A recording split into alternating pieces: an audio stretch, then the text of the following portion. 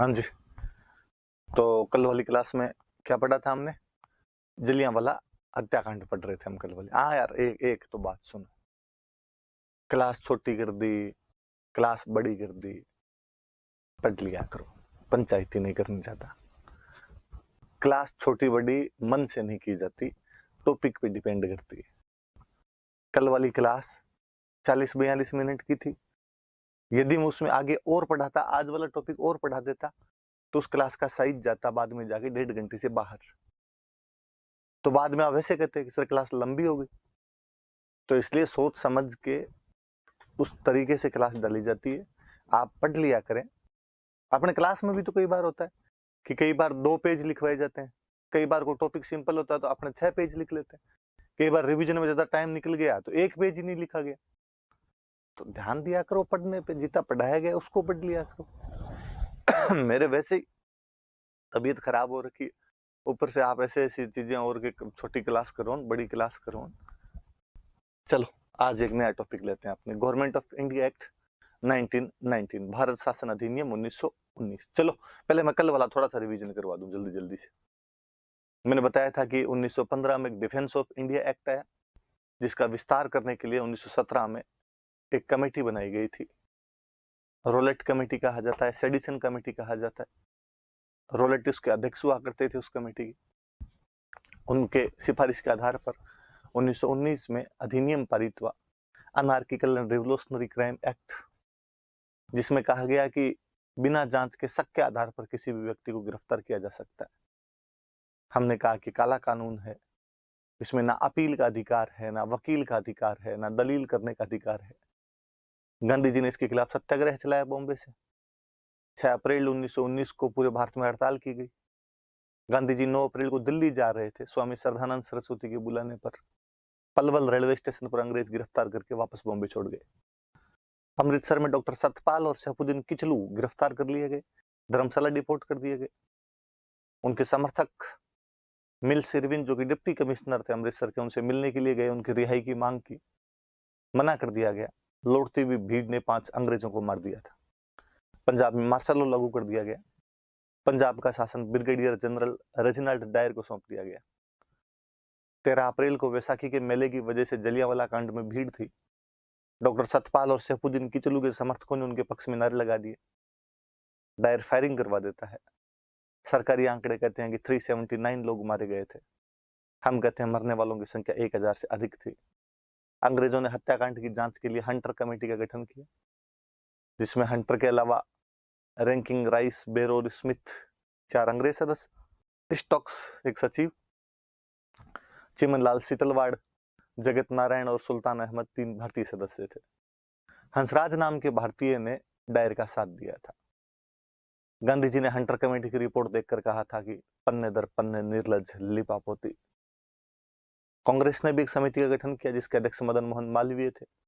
इसके अलावा उसमें गांधी जी थे, मोतीलाल नेहरू थे, CR दास थे, अब्बास तैयब जी थे, MR जयकर थे। डायर जब यहाँ से वापस गया तो हाउस ऑफ लॉर्ड्स ने उसे स्वॉर्ड ऑफ ऑनर दिया, उसे ब्रिटिश साम्राज्य का शेर कहा। हमारी गुरुद्वारा प्रबंधक कमेटी ने उसे सरोपा भेंट किया था, सिंह की उपाधि दी थी। पंजाब के लेफ्टिनेंट गवर्नर माइकल ओडवायर ने जनरल डायर का काम को क्लीन चिट दी थी, उसके काम को सही बताया था। कालांतर में 13 मार्च 1940 को शहीद आजम सरदार उधम सिंह ने लंदन जाकर पंजाब के लेफ्टिनेंट गवर्नर माइकल ओडवायर की हत्या कर दी थी। ये हम कल पढ़ रहे थे जलियांवाला हत्याकांड और उससे पहले आए रोलेट एक्ट के बारे में। आज हम एक नई चीज पढ़ने जा रहे हैं, गवर्नमेंट ऑफ इंडिया एक्ट 1990। मैंने दिन पहले एक अधिनियम आपको पढ़ाया था, भारत परिषद अधिनियम 1909, और तब मैंने एक बात कही थी बीच में कहीं कि अंग्रेजों ने कहा था कि अब 10 साल बाद हम भारत में नए सुधार करेंगे। भारत में कानून किस प्रकार के होंगे, भारतीयों को कितने अधिकार होंगे, लंदन के अंदर जो काउंसिल ऑफ इंडिया है उसको किस प्रकार से शासन करने का अधिकार होगा, यहाँ पर जो गवर्नर जनरल है उसको किस प्रकार से शासन करने का अधिकार होगा, कितने भारतीय सदस्य होंगे, उन भारतीय सदस्यों के पास पावर क्या होगी, अलग अलग भारतीय जो प्रतिनिधि समूह है उनको कितनी पावर दी जाएगी। इन सब चीजों को लेकर नया कानून आया था। मैंने बताया कोई भी कानून आता है सबसे पहले हम उसके कारण पढ़ते हैं। हमने 1909 वाले के भी कारण पढ़े थे, इसके भी कारण पढ़ते हैं कि क्यों आया। हम एक तो वही कर देंगे साहब 1909 में जब आपने खुद नहीं कह दिया था कि सुधार करेंगे तो सुधार करने ही थे आपको। फिर हम कहते हैं कि 1919 से देखो इसे जस्ट पहले हमने कोई आंदोलन वगैरह, तो हमने एक बड़ा आंदोलन किया था होम रूल। तो हमने होम रूल आंदोलन किया था और होम रूल आंदोलन की वजह से मोंटेग्यू घोषणा हुई थी और मोंटेग्यू घोषणा में अंग्रेजों ने कहा था कि हम भारतीयों को धीरे धीरे स्वशासन दे देंगे। तो आपको देना तो पड़ेगा, हम मांग कर रहे थे कि भाई साहब जब आपने कहा है तो दीजिए। तो होम रूल आंदोलन की वजह से वो थोड़ा दबाव भी पड़ा हुआ था, तो वो भी एक चक्कर था। फर्स्ट वर्ल्ड वॉर की वजह से मैंने बताया था महंगाई बढ़ गई थी, बेरोजगारी बढ़ी हुई थी, इन सब चीजों की वजह से टैक्स बढ़े हुए थे, जनता परेशान थी और अंग्रेज कहीं ना कहीं जनता के बीच में सुधारों का लॉलीपॉप फेंक कर उनको शांत करना चाहते थे। तिलक जैसे गर्मपंथी एक बार फिर कांग्रेस में हावी होते जा रहे थे। अंग्रेज चाहते थे कि यदि सुधार कर दिए जाए तो गर्मपंथियों का स्वर थोड़ा मंद पड़ेगा और नरमपंथी वापस हावी होंगे, क्योंकि वो जनता को कह सकने में कामयाब होंगे कि देखो हम सुधारों की बात करते हैं और हमने सुधार करवा ली। इसलिए उन नरमपंथियों को अपने फेवर में लेने के लिए भी सुधार करना चाहते थे। तो ये कुछ कारण थे जिनकी वजह से 1919 में अंग्रेज अधिनियम लाए। देखते हैं यही है और क्या क्या बात है। इस अधिनियम का एक नाम और है, जैसे 1909 वाले का हमने एक नाम पढ़ा था मार्ले मिंटो सुधार, और मैंने कहा था मार्ले यहाँ पर भारत सचिव है, सेक्रेटरी ऑफ इंडिया है, जो कि लंदन में बैठता है, जिसके नीचे 15 लोगों की एक काउंसिल होती है जिसे काउंसिल ऑफ इंडिया कहते हैं। उसके ऑफिस को इंडिया हाउस कहा जाता है।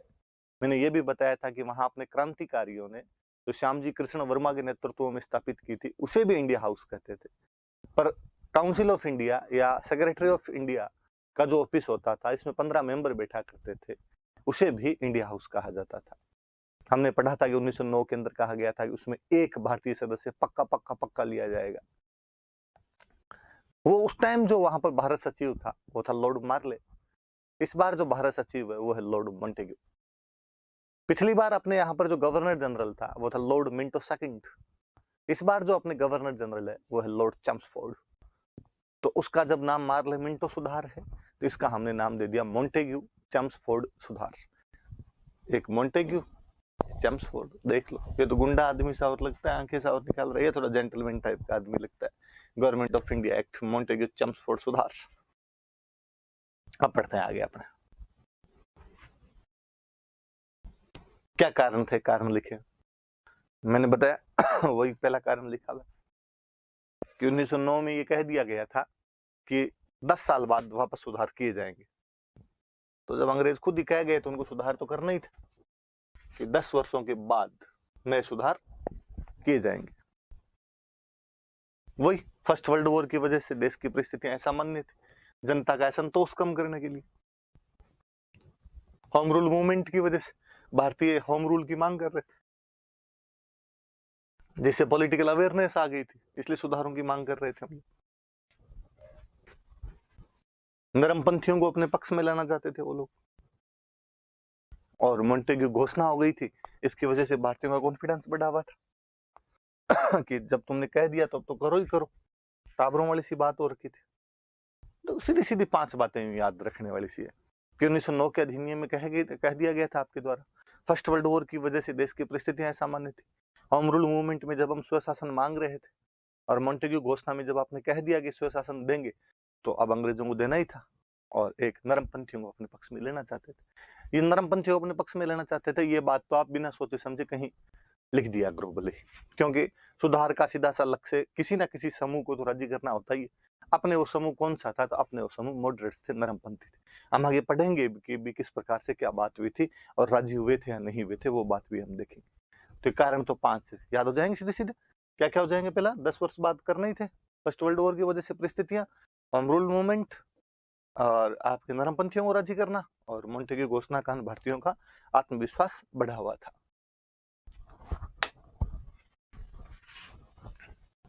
अब अधिनियम के प्रावधान क्या थे, एक्ट के क्या प्रावधान थे? गृह सरकार में परिवर्तन लिखा हुआ है। गृह सरकार मतलब अंग्रेजों के घर की सरकार। अंग्रेजों का घर कहां पे? तो लंदन। लंदन में क्या चेंज किए गए? तो अपने दिमाग में आ गया लंदन में चेंज क्यों, लंदन में ऐसा क्या था? तो वापस वही बात, कि अंग्रेज भारत का शासन करते कहां से? लंदन से। लंदन में भारत का शासन संभालता कौन है? अंग्रेजों की जो सरकार है उसमें एक मंत्री है जिसे भारत मंत्री कहते हैं या भारत सचिव कहते हैं, मिनिस्टर ऑफ इंडिया या सेक्रेटरी ऑफ इंडिया कहते हैं। आप यूं समझिए देखो कि आज अपने भारत की सरकार है, उसमें एक रक्षा मंत्री होता है, एक गृह मंत्री है, सूचना प्रसारण मंत्री है, कपड़ा मंत्री है। मान लो भारत श्रीलंका पर कब्जा कर ले तो भारत को एक श्रीलंका मंत्री बनाना पड़ेगा। कल को बर्मा पर कब्जा कर ले तो बर्मा मंत्री बनाना पड़ेगा। कल को मालदीव पे कब्जा कर ले तो मालदीव मंत्री बनना पड़ेगा। एग्जैक्टली अंग्रेजों का पूरी दुनिया पर कब्जा था, जहां जहां पर कब्जा था उनके मामले संभालने के लिए उनके वहां पर मंत्री हुआ करते थे। तो इसे भारत के मामले संभालने के लिए भारत मंत्री होता था, वैसे युगंडा रवंडा तवंडा मंत्री भी हुआ करते थे उनके। अब उस भारत मंत्री को भारत मंत्री भी कह दिया करते और भारत सचिव भी कह दिया करते, क्योंकि भारत बहुत बड़ा देश था, क्योंकि खुद के देश से कई गुना बड़ा था। इसलिए कहा एक मंत्री से पार पड़ेगी नहीं, इनके लिए पूरा हाउस बनाना पड़ेगा, इंडिया हाउस, और वहां 15 मेंबर बिठाने पड़ेंगे। तो भारत के मामले देखने के लिए काउंसिल ऑफ इंडिया हुआ करती थी, 15 मेंबर हुआ करते थे काउंसिल ऑफ इंडिया में, और उसका जो मुखिया हुआ करता था वो भारत सचिव होता था, जो ब्रिटिश गवर्नमेंट में मंत्री हुआ करता था, minister of India, secretary of India हुआ करता था। वो जो 15 मेंबर हुआ करते थे वो अंग्रेज होते थे, लेकिन 1909 में कहा गया था कि उनमें एक होगा वो भारतीय होगा, ये मैंडेटरी किया गया था। हालांकि इससे पहले भी भारतीय होते थे पर जरूरी नहीं था। 1909 में ऐसा क्या कर दिया गया था? जरूरी कर दिया गया था। तो याद रहेगी बात। अब वहां चेंज कर रहे हैं। अब आपके दिमाग में रहना चाहिए कि चेंज कहां होंगे? लंदन में भारत मंत्री या भारत सचिव में, वहां भारत परिषद जो 15 सदस्यों की। अब और भारत परिषद 15 सदस्यों की लंदन में रहती है, पर लंदन में वो 15 आदमी बैठ के मान लो दिन में 15 बिस्लेरी की पानी की बोतल पीते हैं। एक बोतल के मान लो 15 रुपए लगते हैं, तो 250 रुपए लगे पानी के। ये 250 रुपए पानी के दिल्ली से भेजे जाएंगे। हम किस बात के पैसे दें जब पानी तुम पी रहे हो लंदन में बैठे बैठे? उनका ना ना ना, काम किसके लिए किया जा रहा है? इंडिया के लिए। जब तुम्हारे लिए बैठ के काम करते हैं यहाँ पे तो पैसे तुम दोगे। दिन में बैठ के उन लोगों ने 10 पेन यूज लिए, एक पेन के 20 रुपए हैं तो 200 रुपए यहां से भेजो। मतलब वो जो भारत परिषद हुआ करती थी, काउंसिल ऑफ इंडिया या जिसे हम इंडिया हाउस कहते हैं, वह लंदन में बैठकर जितना भी खर्चा करती थी वो खर्चा दिल्ली से जाता था, भारत से जाता था। दादा भाई नौरोजी ने इसी को धन का निष्कासन कहा था कि धन का निष्कासन हो रहा है, ड्रेन ऑफ वेल्थ है। अपने तिलकन शोर मचा रहे थे कि यार ये क्या तरीका है? मतलब भारत परिषद के खर्चे यहां से वहां भेजना उसी प्रकार है जैसे दूसरों की लुगाई के लिए मेकअप का सामान लाके देना। लुगाई पड़ोसियों की श्रृंगार करते हम घूम रहे हैं, और ये नहीं चलेगा, ये बंद करो। 15 लोग यदि लंदन में बैठे हैं तो खर्चा तुम दो, और हमें जरूरत नहीं। हमने कब कहा कि लंदन से बैठकर हम पर शासन करो? हम तो कब से मांग कर रहे हैं कि हमारा शासन दिल्ली से ही किया जाना चाहिए। ये जो दो तरीके का शासन है कि कुछ रूल यहां लंदन के अंदर बनते हैं फिर वो इंप्लीमेंट दिल्ली के अंदर जाके होते हैं, ये नहीं चलने वाला। हम कई सालों से ये मांग कर ही रहे थे। अंग्रेजों को इस बार लगा कि यार ये वाला इनको राजी कर ही देते हैं, क्या फर्क पड़ जाएगा, 15 सदस्यों का खर्चा अपने दे देंगे तो। और अंग्रेजों ने पहला चेंज यही किया, और अंग्रेजों ने कहा कि भारत परिषद के जो सदस्य हैं उनका जो खर्चा है वो ब्रिटेन देगा इस बार। हमने कहा वेरी गुड, ये वाला काम आपने सही किया। भारत परिषद में सदस्य कितने? तो 15 सदस्य। अब उन 15 सदस्यों का खर्चा कौन देगा? तो ब्रिटेन देगा। पर खुद पर जब 15 सदस्यों का खर्चा पड़ा तो ब्रिटेन की बुद्धि है। ब्रिटेन लोग यार 15 होते तो ज्यादा ही है, ये बेटे चाय पी जाते हैं डेली 15-15। तो ब्रिटेन ने कहा 15 की जरूरत ही क्या है, सदस्यों की संख्या कम करो। इतने साल ध्यान ही नहीं दिया, निकम में बैठे रहते हैं, काम तो करते ही नहीं। लोगों ने मन ही मन कहा साहब काम वाम का तो पता नहीं, पर खुद पे खर्चा पड़ा है ना तब आपको बातें आ रही है, पर कम करके कितने करें? का 8 खूब होंगे, सीधे आधे पे लेके आ गए। तो किसी ने कहा यार सीधे 8 कर दोगे तो बेइज्जती हो जाएगी। तो कहा न्यूनतम 8 होंगे, अधिकतम 12 होंगे, मिनिमम 8 और मैक्सिमम 12। पर बाद में मिनिमम ही रखते थे, मैक्सिमम कौन रखे? तो भारत परिषद के सदस्यों की संख्या घटा दी गई, न्यूनतम 8 कर दी गई और अधिकतम कितनी कर दी गई? 12 कर दी गई। एक नया अधिकारी लेके इस बार का भारत का गवर्नर जनरल जो वहां दिल्ली में बैठ के शासन करता है, उसको लंदन से यदि कोई भी सामान चाहिए, कुछ भी मंगवाना हो, तो उसने कहा यार मैं किसको मैसेज करूं या किसको फोन करूं, कोई चैनल ही नहीं है कि मैं किसी को फोन करके कह दूं कि भाई साहब इतना इतना सामान भेज दो। कहा यार, देर लिए एक बंदा अपॉइंट करते हैं। एक बंदा अपॉइंट किया गया जो गवर्नर जनरल के और वहां जो लंदन वाली सरकार बैठी है उनके बीच में मीडिएटर का काम कर सके। उस बंदे का नाम दिया गया हाई कमिश्नर। हिंदी में अपने बोलते हैं उसको उच्चायुक्त। एक हाई कमिश्नर की नियुक्ति की गई। क्या काम करेगा हाई कमिश्नर? लंदन से भारत को जितना भी सामान भेजा जाता है उसकी मॉनिटरिंग वही करेगा, उसके मार्फत वो सामान भेजा जाएगा। लंदन में हाई कमिश्नर की नियुक्ति की गई जिसका खर्चा भारत देगा। हाँ, अब ये जो एक मेंबर है हाई कमिश्नर, इसका खर्चा कौन देगा? वो 15 के तो भारत देता था, आपने हटा दिए। क्या यार अभी एक के तो आप दो यार, ऐसे मत करो एकदम। तिलक से ने पूछा कि देख लो साहब एक का दे दोगे, फिर कुछ श्रृंगार विंगार वाली बात तो नहीं आई। तिलक ने कहा यूं चला लेंगे, देखो इतने गए बीते भी नहीं है कोई हम। तो हाई कमिश्नर का खर्चा भारत सरकार द्वारा दे दिया जाएगा, यहाँ से भेज देंगे। हाई कमिश्नर रहेगा कहाँ पे? लंदन। काम क्या करेगा? वहां से जो भी कोई भी सामान भेजा जाएगा उसकी जांच करेगा। देखो मैं अब भी एक चीज बताऊं, वे तमाम देश जो कभी अंग्रेजों के गुलाम थे उनको कॉमनवेल्थ कंट्रीज कहा जाता है, राष्ट्रमंडल देश कहा जाता है।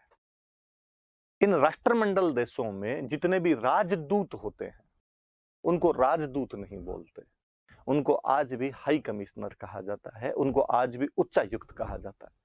कभी आप नोटिस करना, आप कभी नहीं पढ़ोगे कि पाकिस्तान में भारत के राजदूत ने कहा कि, आप पढ़ोगे पाकिस्तान में भारत के उच्चायुक्त ने कहा कि, भारत में पाकिस्तान के हाई कमिश्नर ने कहा कि। ये तब का ही वो रूल सा बना हुआ है कि जो भी कॉमनवेल्थ कंट्रीज है उनमें राजदूत को क्या कहा जाता है? हाई कमिश्नर कहा जाता है। आज भी हाई कमिश्नर क्या काम करता है? दोनों सरकारों के बीच मीडिएटर टाइप का काम करता है। उस समय भी वो दोनों सरकारों के बीच में मीडिएटर का काम कर रहा था। गृह सरकार मतलब लंदन की सरकार। लंदन की सरकार में 3 चेंज है। वहां जो 15 मेंबर की काउंसिल ऑफ इंडिया बैठी है उसका जो खर्चे होंगे वो सारे के सारे खर्चे कौन देगा? तो सारे के सारे जो खर्चे हैं वो भारत सरकार द्वारा दिए जाएंगे। जो मेंबर्स है उन मेंबर्स की संख्या क्या कर दी जाएगी? तो कम कर दी जाएगी मेंबर्स की संख्या। न्यूनतम मेंबर कितने होंगे? 8 होंगे। अधिकतम मेंबर कितने होंगे? तो 12 होंगे। लंदन में एक नया अधिकारी बना दिया गया और उस नए अधिकारी को क्या बोलते थे? हाई कमिश्नर बोलते थे। इस हाई कमिश्नर का खर्चा कौन देगा? तो हाई कमिश्नर का खर्चा कौन दे देगा? भारत दे देगा।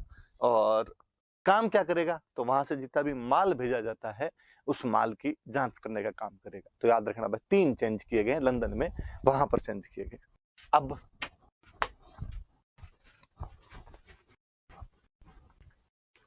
अपने भारत सरकार में परिवर्तन, मतलब अपने गवर्नर जनरल जो सेंटर में बैठा है यहां पर क्या चेंज किए जा रहे? पहले केंद्र में चेंज देखेंगे, बाद में हम प्रांतों में चेंज देखेंगे। अपने यहां पे कहा गया कि केंद्र में 2 सदन बनाए जाए। ये जो आज आप देखते हो ना राज्यसभा और लोकसभा, ये पहली बार 1919 के एक्ट में कहा गया था कि 2 सदन होने चाहिए ऐसे। पर तब इनको राज्यसभा और लोकसभा नहीं बोलते थे, तब इनके नाम थोड़े से अलग थे। बाइकैमरल सिस्टम लेके आए थे और इन दोनों के अलग अलग नाम हुआ करते थे। तब अपने राज्यसभा को बोलते थे राज्य परिषद और लोकसभा को बोलते थे सेंट्रल लेजिस्लेटिव असेंबली। मेंबर तो देख लो वही कम ज्यादा वैसे के वैसे हैं। राज्य परिषद में मेंबर 60 है, सेंट्रल लेजिस्लेटिव असेंबली जो उसमें मेंबर 145 है। तो केंद्र में 2 सदन बना दिए। याद रखना ये क्वेश्चन पूछ ले कोई, पॉलिटी में भी काम आएगा। और वैसे भी हम ये जो पढ़ रहे हैं ये पॉलिटी का पार्ट होता है, पर चूंकि हिस्ट्री के माध्यम से सरलता से पढ़ा जा सकता है इसलिए अपने इनको इधर पढ़ते हैं थोड़ा सा। तो केंद्र में 2 सदन, सदन समझ गए? घर, 2 घर होंगे सदन केंद्र के अंदर। एक होगा राज्य परिषद काउंसिल ऑफ स्टेट, एक होगा केंद्रीय विधानसभा सेंट्रल लेजिस्लेटिव असेंबली। एक में 60 मेंबर होंगे, एक में 145 मेंबर होंगे। पिछली बार क्या कहा था? मैंने बताया था कि देखो 69 मेंबर हुआ करते थे टोटल। जब 69 मेंबर मैंने कहा था 9 तो होते थे मंत्री और 60 हुआ करते थे दूसरे। 9 में भी हमने कहा कि एक तो गवर्नर जनरल होता था और 8 मंत्री होते थे। और 8 में हमने कहा था कि एक हमेशा इंडियन मंत्री होगा। अब हमने शोर मचाया कि बस एक, तो अंग्रेजों ने कहा नहीं 8 में से 3, और 8 में से 3 नहीं 3/8 कि मतलब यदि इस अनुपात में बढ़े कि कल को यदि ये मेंबर 16 कर दिए तो तुम्हारे 6, ये मेंबर 24 कर दिए तो तुम्हारे 9, तो 3/8 सदस्य जो होंगे वो भारतीय मंत्री होंगे। मतलब आपने भारतीय मंत्रियों की संख्या भी बढ़ा दी गई। हम यही तो कह रहे थे हमें स्वशासन के अधिकार दो। अंग्रेजों ने क्या कहा था, हम धीरे धीरे दे देंगे। अंग्रेजों का देख लो साहब, पहले एक आदमी को इनका मंत्री बनाते थे तो एक आदमी इनका मंत्रालय खुद ही देखता था, अब इनके 3 आदमी होंगे, वो मंत्रालय देखेंगे, शासन तो दे ही रहे हैं हम, देख लो। और जैसे ये सुनते हो आप, दिलीप सर पॉलिटी में अपने पढ़ाते हैं कि संघ सूची, राज्य सूची, समवर्ती सूची, ये भी इसी एक्ट के अंदर ही लेके आए थे। लेकिन तब 3 सूचियां नहीं थी, तब 2 ही सूची लेके आए थे, एक केंद्र की, एक प्रांतों की, सेंट्रल लिस्ट और प्रोविंशियल लिस्ट। तो शक्तियों का विभाजन किया गया, 2 लिस्टें बनाई गई, एक केंद्रीय सूची बनाई गई और एक प्रांतीय सूची बना दी गई। कुछ सब्जेक्ट केंद्र को दे दिए गए, कुछ सब्जेक्ट प्रांतों को दे दिए गए।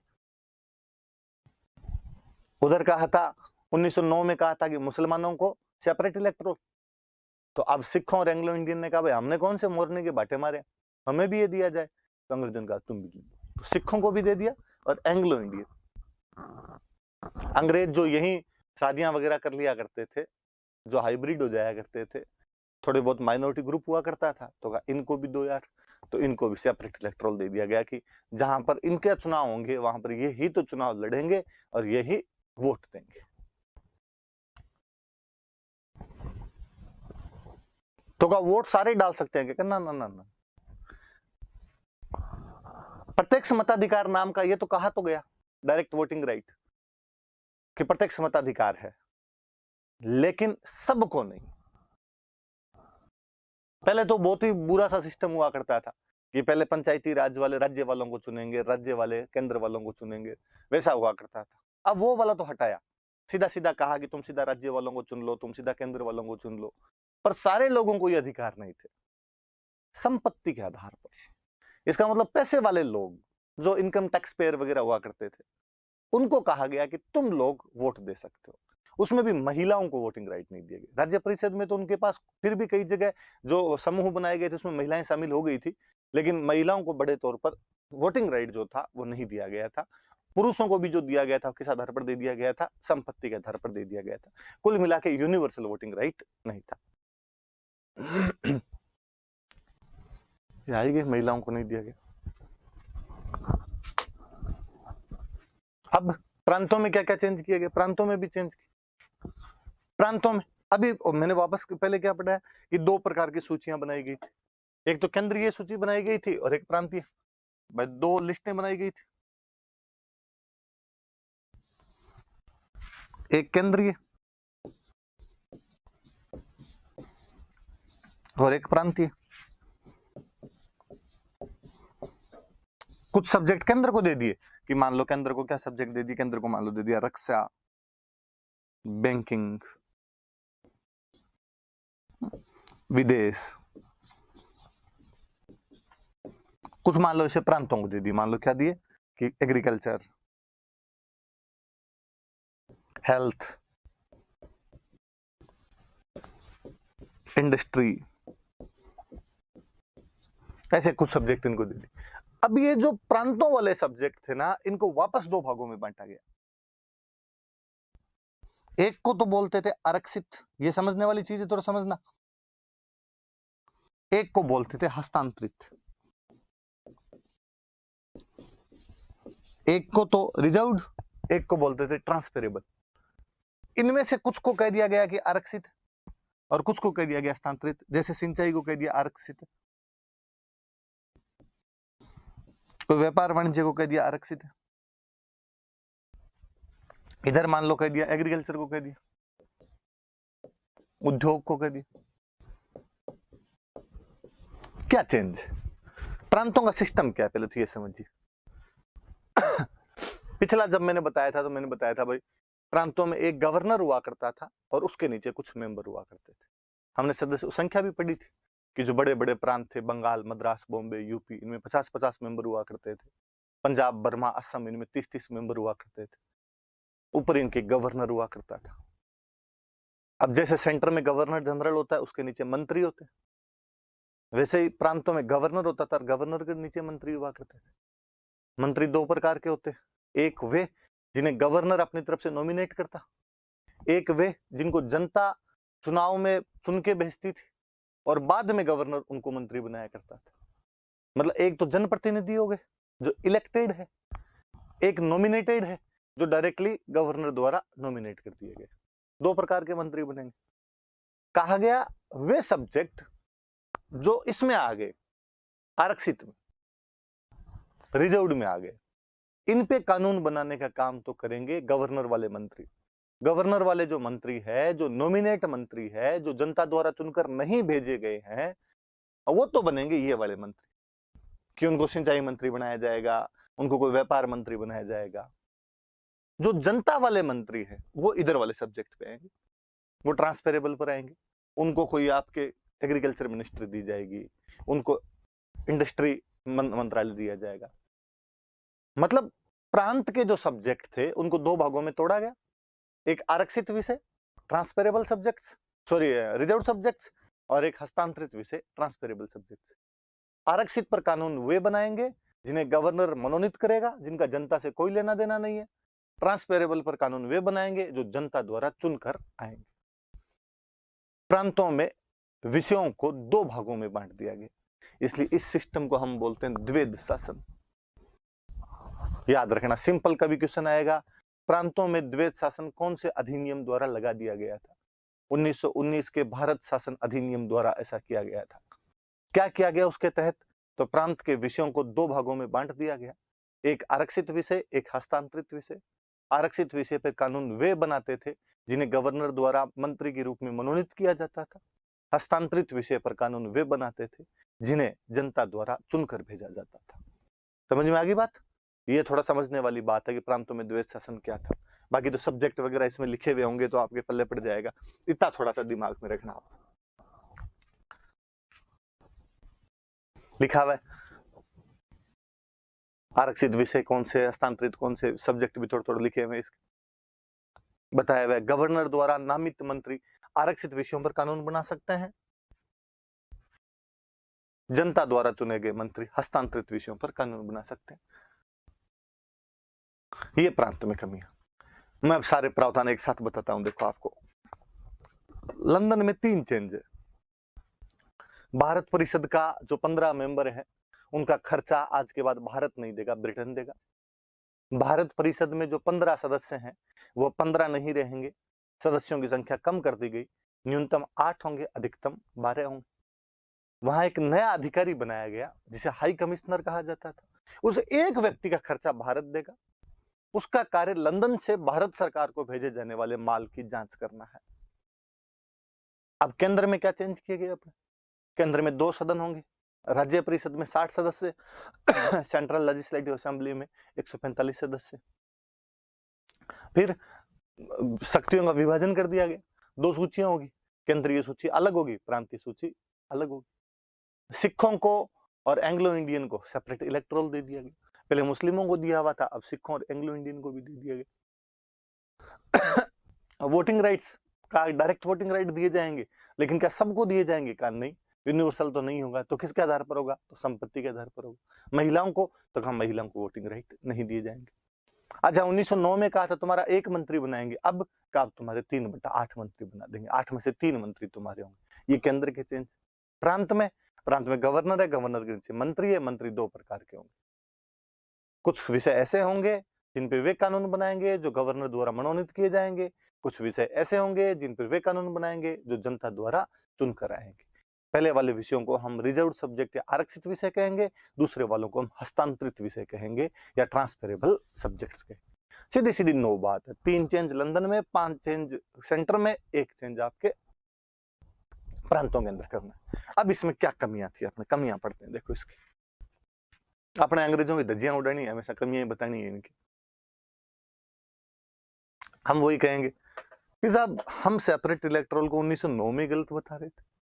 हम तो तभी कह रहे थे कि सेपरेट इलेक्टोरल गलत है आप, और आपने उस सेपरेट इलेक्टोरल को 1919 में 10 साल बाद भी बंद करना तो दूर की बात है, बढ़ा और दिया। मुसलमानों वाला भी खराब था, आपने तो सिखों को और एंग्लो इंडियन को भी दे दिया है। तो हम कहते हैं ये अंग्रेजों की कौन सी नीति है? तो ये हमेशा याद ही रखना। जब भी कोई ऐसी चीज हो हमेशा लिख देना है कि अंग्रेजों की फूट डालो राज करो की नीति। बंगाल का विभाजन कर दिया कि अंग्रेजों की फूट डालो राज करो की नीति। मुसलमानों को पृथक निर्वाचन दे दिया, अंग्रेजों की फूट डालो राज करो की नीति। सिखों एंग्लो इंडियन को ये दे दिया, अंग्रेजों की फूट डालो राज करो की नीति। देश का विभाजन कर दिया, अंग्रेजों की फूट डालो और राज करो की नीति। हमेशा याद ही रखनी है बात। तो फिर हम कहेंगे साहब वोटिंग राइट सबको मिलने चाहिए थे। अब तक तो लोग जागरूक हो गए थे, होम रूल आंदोलन के बाद हमें पता भी चला था वोटिंग राइट्स नाम की क्या चीज होती है।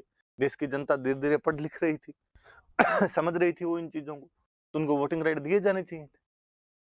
और आपने वो तो छोड़ो, आपने तो हमारे गांव वाले सोचते हैं वैसे और करना शुरू कर दिया कि लुगाइयों में दिमाग नहीं होता है, इसलिए महिलाओं को मतदान नहीं दिया जाए। गांव में डोकरे कह देते हैं लुगाया में दिमाग हो तो बारात में ले जाता।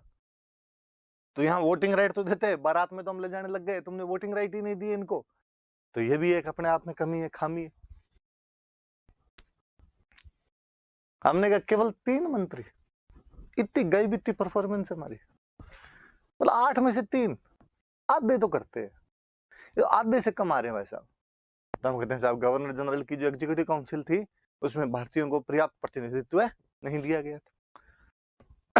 फिर तुम कितने ये दे दो प्रतिनिधित्व वगैरह दे दो, जो वो गवर्नर जनरल हुआ करता था या जो प्रांतों में गवर्नर हुआ करते थे उनके पास में विटो होता था और उनके पास में अध्यादेश हुआ करता था। आप पॉलिटी पढ़ते हो तो आप देखते हो कि विटो का तो मतलब ही है कि भले ही सारे जो 50 मेंबर है मान लो संसद में या राज्य परिषद में, केंद्रीय विधानसभा में, वो सब मिलके भी एक तरफ हो जाए तो भी जो सुप्रीम पावर है वो उन सबको विटो कर सकता है, अध्यादेश जारी करके नया कानून बना सकता है। तो जब गवर्नर जनरल के पास में विटो और अध्यादेश की शक्तियां है तो फिर ये संसद, राज्य परिषद, केंद्रीय विधानसभा मेंबर बढ़ाने, इनका क्या मतलब है? वो अपनी मनमर्जी किया करते थे। फिर हमने कहा कि प्रांतों में आपने द्वैध शासन लगा दिया, ये और बुरा है द्वैध शासन का। द्वैध शासन कैसे बुरा है? तो आज हम द्वैध शासन की कमियां अलग से पढ़ेंगे। तो क्या क्या कमी है? सेपरेट इलेक्टोरल अपने आप में इसकी कमी है, सबको वोटिंग राइट नहीं दिए गए, ये कमी है। गवर्नर जनरल की कार्यकारी परिषद में हमको अभी तक ज्यादा मंत्री नहीं बनाए गए, हमारे गवर्नर जनरल के पास में विटो और अध्यादेश होते हैं, और प्रांतों में द्वैध शासन लागू कर दिया गया है। अब उसकी स्पेशली डायर की रूल की कमियां देखते हैं। हम कहते हैं, मैं देखो एक साथ लिख लेता हूं ताकि समझाने में मेरे थोड़ी आसानी रहेगी।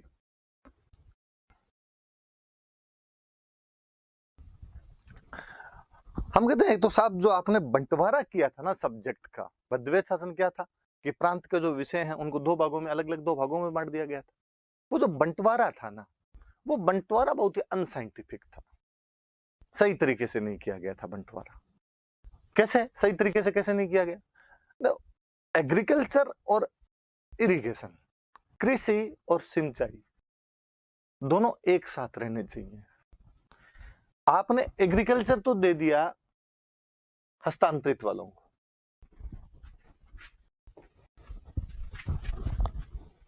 ट्रांसफरेबल वालों को, और सिंचाई आपने दे दिया आरक्षित वालों को। होता क्या था, हस्तांतरित वाले कौन है? मंत्री जो है जनता द्वारा चुने गए, जनता ने एक बंदे को मंत्री चुन के भेजा, वो पहुंचा, राजधानी पहुंचा, शपथ समारोह करके वापस गांव गया। गांव वालों को उसने कहा कोई दिक्कत हो तो बताओ, मंत्री इस बार भाई आपका कृषि मंत्री बन के आया। किसानों ने कहा धन्यवाद, अपने तो गांव में सर किसान ही है। कहा तभी तो ये मंत्रालय लिया मैंने। साहब अपने थोड़ा सा ये देख लो कि फसलों की बुआई का जब टाइम होता है ना, तो पानी कम आता है नहर में, उस समय यदि पानी प्रॉपर आ जाए फसलें अच्छी हो जाएगी। अब आप मंत्री जी हो तो ये काम तो करवा दो। उसने कहा यार छोटी सी काम है यार, ढंग का काम तो बताते थोड़ा। वो वापस राजधानी आया, सिंचाई मंत्री के पास गया। सिंचाई मंत्री वो है जिसे गवर्नर ने मनोनीत किया, जिसका जनता से कोई लेना देना नहीं। वो जाएगा मंत्री जी, वो पानी की बुआई के टाइम थोड़ा पानी छोड़ देना। उसने पानी नहीं छोड़ा।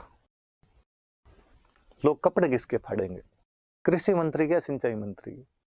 कृषि मंत्री के, क्योंकि सिंचाई मंत्री का जनता से लेना देना नहीं है, कृषि मंत्री का जनता से लेना देना है, क्योंकि वह जनता के प्रति रिस्पॉन्सिबल है।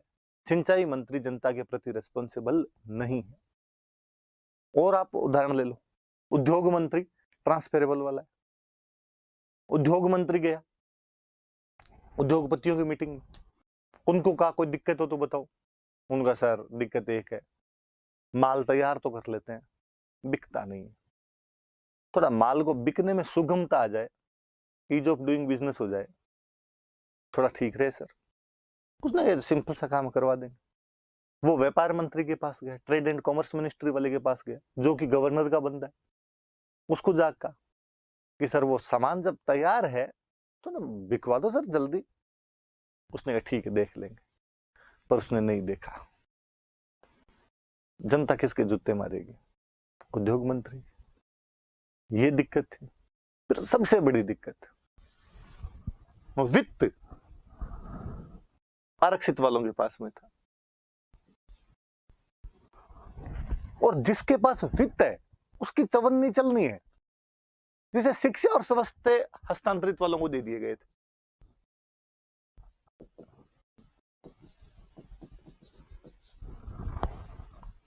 अब मान लो एक कोई शिक्षा मंत्री बना है, वो जनता वाले में से बना है, गांव गया और उसने गांव वालों को पूछा समस्या, गांव वालों ने कहा 5वीं की स्कूल 8वीं तक करवा दो। क्या करवाना पड़ेगा इसके लिए? 3 कमरे और 3 मास्टर। कितना खर्चा है? 3 कमरों में 1.5 लाख रुपए दिलवा दो, 3 मास्टर भेज दो। पैसे कौन देगा? वित्त मंत्री। वो वित्त मंत्री के पास गया, वित्त मंत्री को उसने जाके कहा कि साहब पैसे। वित्त मंत्री ने पैसे देने से मना कर दिया। उस आदमी की तो जबान खराब हुई, उस आदमी की तो वैल्यू खराब हुई। ये डाइआरकी रूल है। जब आप किसी भी राज्य के शासन को 2 भागों में बांट कर खड़ा कर देते हैं तो शासन कभी भी सही ढंग से काम नहीं कर पाता है। फिर अशोक गहलोत सचिन पायलट वाली स्थिति होती है। अपने जब गवर्नमेंट आई थी और जब सीटें आई, सबने कहा सचिन पायलट बनेंगे, सचिन पायलट बनेंगे। अशोक जी ने जादू दिखाया, अशोक जी बन गए। तो लोगों ने कहा तो सेंटर वालों ने, सोनिया राहुल प्रियंका ने मिलके अशोक जी उनके पुराने वफादार इसलिए बना दिए। बाकी मंत्री देख लेना, मंत्री सचिन के ज्यादा बनेंगे। मंत्री बनाए तो वो भी बराबर थे। क्या संख्या से क्या होता है? पोर्टफोलियो देखना है इन मंत्रियों का, इन मंत्रियों के विभाग देखना। आप तो अच्छे अच्छे सारे विभाग सचिन पायलट के पास जाएंगे, और जिस दिन विभागों का बंटवारा किया उस दिन पता चला कि अशोक जी कितने बड़े जादूगर हैं। वित्त और गृह दोनों खुद के पास रखे। वित्त तो होता है ले दे के, वो आपके पास है। गृह मंत्रालय पुलिस पर पूरी तरीके से नियंत्रण रखता है, वो खुद ने रखा। क्योंकि अशोक जी के दिमाग में पहले से कहीं था कि फोन टैप करवाने, बिना पुलिस के फोन टैप कैसे करवाएंगे? तो शासन एक जगह से चलना चाहिए।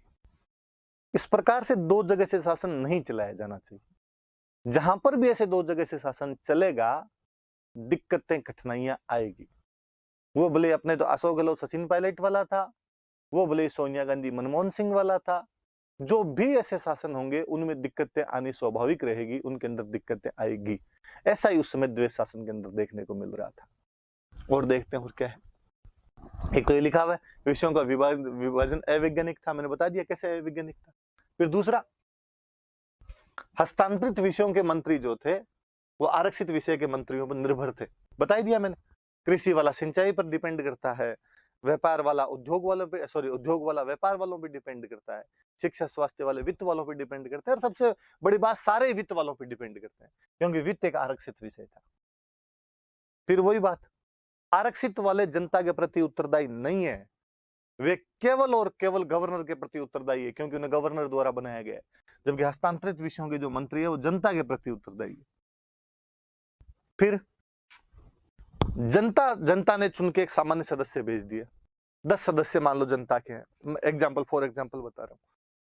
अब उन 10 में से 3 मंत्री बनने हैं, इंडियंस है, 10 भेजे हुए, 3 इंडियन को मंत्री बनाना है। मंत्री बनाता कौन है? गवर्नर। तो 10 में से 3 कौन से मंत्री बनेंगे? जो गवर्नर के खास होंगे। गवर्नर के खास कौन होंगे? तो जो गवर्नर के आगे पीछे ज्यादा घूमेंगे। तो भारतीय खुद मंत्री बनने के लिए लड़ने लग गए। मंत्री बनने के लिए भारतीयों में एक कंपटीशन उत्पन्न हो गया था कि 10 में से 3 कौन से बनेंगे। अब ये 3 बनेंगे तो गवर्नर साफ साफ उनको कहता देख लो भाई साहब, इस बार यदि वो गांधी जी वाले आंदोलन में भाग नहीं लोगे तब तो मंत्री तुम्हें बना दूंगा वरना नहीं बना। उस आदमी ने कहा गांधी जी की लप लगो, हमें गांधी जी से क्या लेना देना है साहब, आप तो मंत्री बनाओ। तो वो आदमी मंत्री बन रहा था। अगला देखो, ये बड़ी जोरदार चीज, आपके काम की चीज आपके आगे काम आएगी। प्रशासनिक अधिकारियों ने हस्तांतरित विषय के मंत्रियों के साथ सहयोग नहीं किया। एक होता है मंत्री, मंत्री के नीचे होता है आईएएस या आरएस, आप सचिव। प्रत्येक विभाग देख लो, एक विभाग में कि कोई विभाग है, पंचायती राज विभाग है, तो उसमें एक मंत्री, उसके नीचे उसका सचिव। सचिव जो होता है, आईएएस होता है, जो आरएस होता है, उसको ये पता चल जाए ना कि मंत्री जी में तंत्र नहीं है, वो मरे नहीं सुनता आप। और यहां तो सुनना छोड़िए, यहां तो साफ साफ पता चल रहा था कि आरक्षित विषय वाले मंत्रियों की तो चलती है और हस्तांतरित वालों के पास में कोई भी पावर नहीं है, बनाने के लिए मंत्री बनाए गए। इसलिए वो जो अधिकारी थे, वो जो एडमिनिस्ट्रेटिव ऑफिसर थे, वो इन मंत्रियों की सुनते ही नहीं थे। हस्तांतरित वाला मंत्री बेचारा कहता कि यार ये वाला काम कर दो, वो नहीं कर रहा, जो तेरे मर्जी हो ना वो कर लेना। ये भी एक बड़ी जोरदार चीज है। मैं फिर उस पे जाऊं आपके, अशोक जी ने जब मंत्रालयों का बंटवारा किया था, उस दिन मैंने फिर एक नोटिस किया। एक मंत्रालय होता है कार्मिक, जो ये तय करता है कि कौन से अधिकारी की नियुक्ति कहां की जाएगी। अशोक जी ने वो भी अपने पास रखा, ताकि सचिन पायलट वाले मंत्रियों के नीचे जितने भी आईएएस या आरएस लगाए जाएं, वो भी मैं मेरे आदमी लगाऊं। ताकि पहली बात तो वित्त मेरे पास है तो मैं इनको पैसे नहीं दूंगा, काम करेंगे कैसे, और फिर यदि थोड़े बहुत पैसे देने पड़ गए काम करेंगे तो नीचे आईएएस हमारा बैठा रहेगा, वो भी ढंग से काम ही नहीं करेगा। और ऐसा सब जगह है। मुझे याद है पिछली वसुंधरा गवर्नमेंट में राजेंद्र राठौड़ के और वसुंधरा के बीच में टसल होनी शुरू हो गई थी, आपस में बनती नहीं थी। इसलिए राजेंद्र राठौड़ को जो पंचायती राज मंत्री बनाया हुआ था, तो उनके नीचे जो उनके सचिव थे वो बात ही नहीं मानते थे। अखबारों में डेली हम पढ़ लिया करते थे कि बीडीओ, सरपंच, प्रधान सबकी मीटिंग है, सब बैठे हुए हैं, सब मंत्री जी को शिकायत कर रहे हैं कि मंत्री जी काम ही नहीं होते हैं डिपार्टमेंट में हमारे। मंत्री जी ने तेज में आगे सचिव को कहा कि अधिकारी महोदय, काम होने चाहिए जनता के टाइम टू टाइम, ये क्या तरीका है, और यदि आपसे काम नहीं हो रहे हो तो मेरे डिपार्टमेंट से खुद का ट्रांसफर करवा लो, मेरे डिपार्टमेंट में रहोगे तो काम करने पड़ेंगे। अधिकारी महोदय जानते थे कि जब तक मैडम का हाथ है ना, अपना ट्रांसफर कोई नहीं करेगा, और अपने को तो भेजा इसलिए गया कि काम नहीं करना है। अधिकारी महोदय ने टांग पर टांग चढ़ाते हुए उत्तर दिया कि सर ट्रांसफर वाला काम आप करवा दो। इस बात को मंत्री जी भी समझते थे कि बोल तो सही रहा है, ट्रांसफर तो अपने नहीं करवा सकते, इस बार मैडम के साथ अपनी नहीं बन रही है, ये फर्क पड़ता है। तो यहां पर यह भी एक टसल थी प्रशासनिक अधिकारियों के साथ भी, कि प्रशासनिक अधिकारी आरक्षित विषय के मंत्रियों को तो कोऑपरेट कर दिया करते थे और हस्तांतरित विषय के जो मंत्री होते उनके साथ में कोऑपरेट नहीं किया करते थे। तो ये वाले अलग से याद रखना, 5 बातें जो अलग से याद रखना कि एक तो जो विषयों का विभाजन था वो अवैज्ञानिक तरीके से किया गया था, एक जैसी प्रकृति के 2 विषय अलग अलग भागों के अंदर बांट दिए गए थे। फिर हस्तांतरित विषय वाले जो मंत्री थे उनको बेचारों को आरक्षित वालों पर डिपेंड कर दिया गया था। सबसे बड़ी बात तो वित्त जो था वो आरक्षित वालों को दे दिया गया था। फिर आरक्षित वाले जनता के प्रति उत्तरदायी नहीं थे, जबकि हस्तांतरित विषय वाले मंत्री जनता के प्रति उत्तरदायी बना दिए गए थे। भारतीय आपस में खुद मंत्री बनने के लिए लड़ने लग गए थे, इसलिए उनमें कंपटीशन उत्पन्न हो गया था, जिससे हमारे राष्ट्रीय आंदोलन को कहीं ना कहीं नुकसान हुआ था। और प्रशासनिक अधिकारियों ने हस्तांतरित विषय के मंत्रियों के साथ में किसी भी प्रकार का सहयोग नहीं किया था। अब 2 बात और आगे वो और बता दूं, फिर आगे बताता हूं।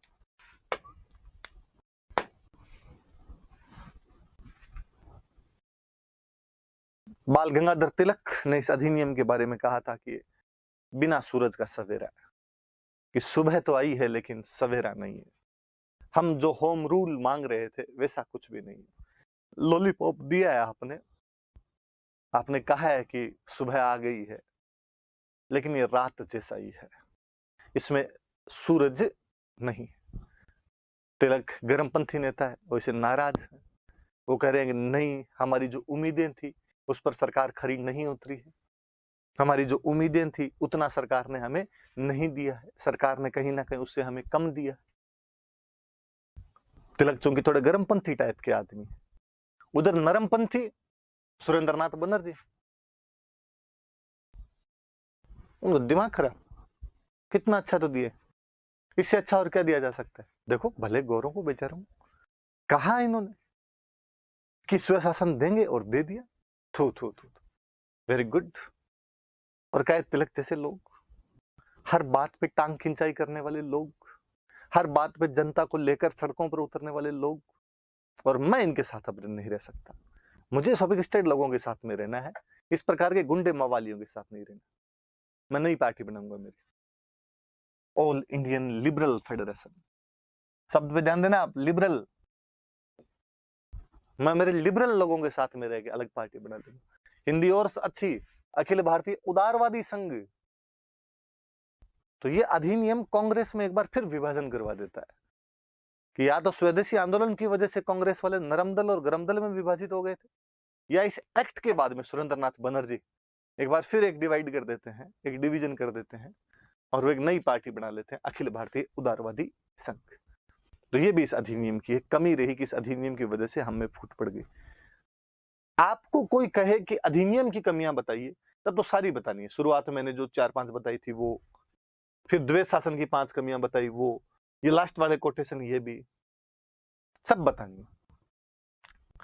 आपको कोई कहे द्वैत शासन की कमियां बताइए, तो जो बीच में मैंने 5 बताई थी, अभी इसे जस्ट पहले बताई थी, वो बतानी।